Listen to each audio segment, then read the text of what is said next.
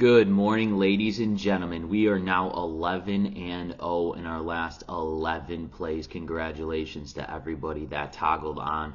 All I ask for you guys is to make sure to leave those money bags in the comments because we are absolutely on fire right now. Nick Menken here with Splash Sports. Today is July 22nd, 2024. Little recap on yesterday. Had another 3-0 sweep, ladies and gentlemen. Let's keep this train rolling, and we are not letting our foot off the gas. Remember, on this show, all we care about is the first 6 outs of the ball game, plain and simple. NRFI means no runs first inning, while YRFI means yes runs first inning.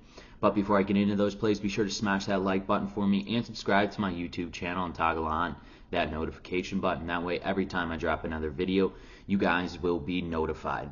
All right, let's take a look here at Monday's game. Starting off with game number 1, we got the Detroit Tigers taking on the Cleveland Guardians here. For the Detroit Tigers, they got Tarik Skubal, their ace, on the mound. He's 10-3 this season with an ERA sitting at a 2.41, 140 strikeouts. He's averaging over a strikeout here per inning in 31 earned runs. He'll be matched up here in Cleveland versus Carlos Carrasco. He's 3-7 on the season, does have a little higher end of an ERA, just over 5 at a 5.02. 68 strikeouts in 48 earned runs. Carlos Carrasco is coming off a loss there to the Tampa Bay Rays. It was a 2-0 ball game where he went 5 innings of work, 6 hits, in 1 earned run there. And then Skubal got the loss before the All-Star break against the Los Angeles Dodgers there, going 6 innings of work, 2 hits, and 2 earned runs. I know that Tarik Skubal is going to come locked in, ready to go in this second half of the season. And same with Carlos Carrasco. He will have a bounce-back game, especially pitching here at home versus the Detroit Tigers, who don't hit as well on the road as they do at home. That's why in game number 1 between the Detroit Tigers and the Cleveland Guardians, we are smacking the NRFI. No runs, first inning. Let's go into our second game between the Philadelphia Phillies and the Minnesota Twins here. For the Philadelphia Phillies, they got Ranger Suarez on the mound. He's 10-4 this season with an ERA sitting at a 2.76, 112 strikeouts, as he is averaging over a strikeout here per inning in 35 earned runs for Ranger Suarez on the season. He'll be matched up here in Minnesota versus Bailey Ober. Ober is 8-5 on the season, and ERA sitting at a 4.14, 106 strikeouts in 46 earned runs. Ober is coming off a loss before the All-Star break as well against the White Sox in his last outing, going 6 innings of work, 4 hits, and 3 earned runs. What Bailey Ober's got for him, he's pitching back here at home where he tends to have a lot more success while he pitches at home. And then Ranger Suarez lost his last 2 starts before the All-Star break there. The last being against the Oakland Athletics.